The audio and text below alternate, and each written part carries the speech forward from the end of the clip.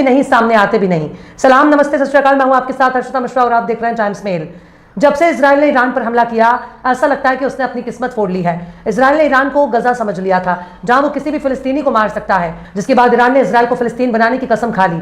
Iran ने इतना खतरनाक जवाबी हमला किया कि 12 दिन तक बंकर में छुपने के बाद पता चला कि इजराइल ने बहुत बड़ी गलती कर दी। ईरान ने मार मारकर इजराइल का कचूमर निकाल दिया। इतनी तबाही को देखने के बाद अमेरिका ने तुरंत ईरान के न्यूक्लियर साइट पर हमला कर दिया। रातों रात ईरान पर बमबारी कर दी, पर उसका कुछ भी उखाड़ न सका। अमेरिका ने सोचा कि अब जंग खत्म हो जाएगा, पर ईरान ने अमेरिका पर हमला करने से पहले इजराइल पर सारा गुस्सा उतार दिया।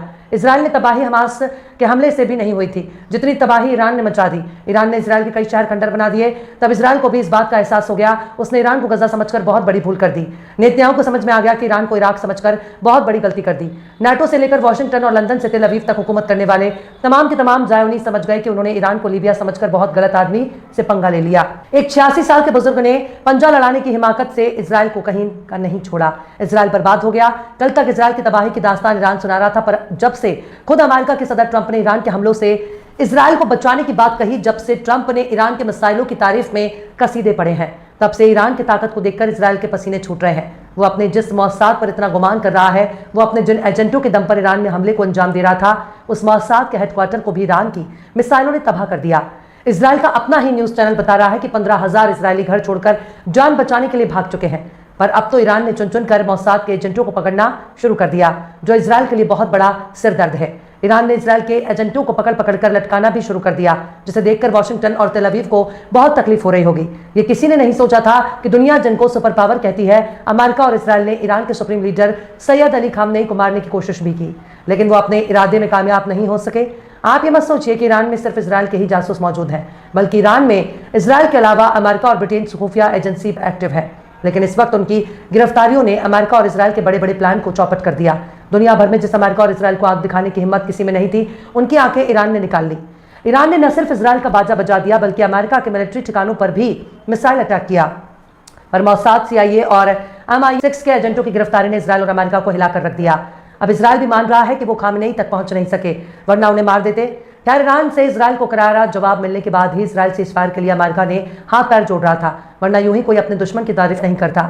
यूं ही नहीं, डोनाल्ड ट्रंप ईरान की तारीफ कर रहे हैं। आखिर कैसे ईरान की पिटाई से रो रहा इजराइल? आखिर कैसे खामनेई को ना मार पाने की नाकामी को बयां कर रहा है इजराइल?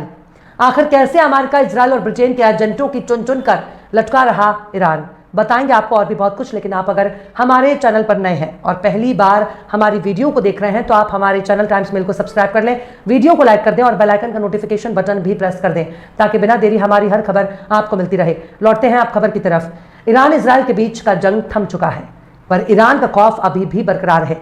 इजराइल के दुश्मनों की फेहरिस्त में ईरान सबसे टॉप पर है, इसलिए ईरान के भीतर इजराइल की खुफिया एजेंसी मौसाद ने पेट बना रखी है। मौसाद इतनी भीतर तक बैठा है, इसकी भनक भी ईरान को नहीं थी। लेकिन 13 जून के हमले के बाद ईरान ने अमेरिका, इजराइल और ब्रिटेन के जासूसों के बिल में पानी भरना शुरू कर दिया। उनको पकड़ पकड़ कर गिरफ्तार किया जा रहा है। इजराइल ने जिन ईरान के टॉप मिलिट्री कमांडर को मार गिराने का दावा किया, वो भी झूठ साबित हो रहा है, क्योंकि कई मिलिट्री कमांडर घूमते टहलते नजर आ रहे हैं। लेकिन ईरान का दावा है कि इजराइल की खुफिया एजेंसी मौसाद और अमेरिकी खुफिया एजेंसी CIA के खिलाफ अभियान शुरू किया गया। भले ही सीज़फायर के बाद जंग थम गई हो, पर मौसाद और ईरानी खुफिया एजेंसी के बीच जंग चल रही है। ईरान की खुफिया एजेंसी ने अमेरिका और इजराइल के एजेंट को पकड़ने में पूरा जोर लगा दिया।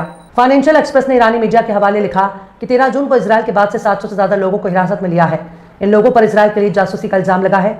कुछ के कबूलनामे को टीवी पर दिखाया गया, जिसमें दावा किया गया कि उन्होंने इजरायली खुफिया एजेंसियों की मदद की है। लेकिन इसके बाद फाइनेंशियल एक्सप्रेस ने ईरानी मीडिया के हवाले से जो अगली लाइन लिखी है, वो बेहद ही हैरानकुन है। ईरान के खुफिया मंत्रालय ने कहा कि इन गिरफ्तार लोगों में इजराइल की मौसाद के अलावा अमेरिका की खुफिया एजेंसी CIA और ब्रिटेन की खुफिया एजेंसी MI6 शामिल है। फाइनेंशियल एक्सप्रेस ने ईरान वॉर की एक रिपोर्ट का जिक्र किया, जिसमें बताया गया कि ईरान ने बीते 2 हफ्तों के दौरान जासूसी के इल्जाम में 6 लोगों को मौत की सजा दी है। इनमें 3 लोग ऐसे भी थे जिन्हें बुध के रोज मौत की सजा दी गई, जिन पर 2020 में न्यूक्लियर साइंटिस्ट मोहसिन फाखरीजादे के कत्ल में शामिल होने के इल्जाम है। शायद यही वजह है कि जासूसी नेटवर्क का पर्दाफाश होने की वजह से ईरान के सुप्रीम लीडर तक इजराइल नहीं पहुंच सका। ईरान ने इस दौरान कई एक्शन लिए।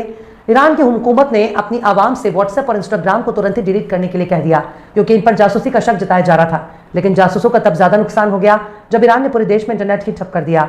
और पूरी दुनिया को मालूम है कि इंटरनेट ही अमेरिका और इजराइल का हथियार है, जिसके जरिए वो बड़े आराम से जासूसी करते रहते हैं।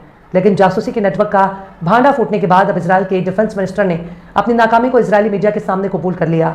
इजराइल कार्ड्स ने कहा कि उन्होंने ईरान के खिलाफ जंग के दौरान ईरान के लीडर सैयद अली खामेनेई के कत्ल की कोशिश की, लेकिन वो उन तक पहुंचने में नाकाम हो गया।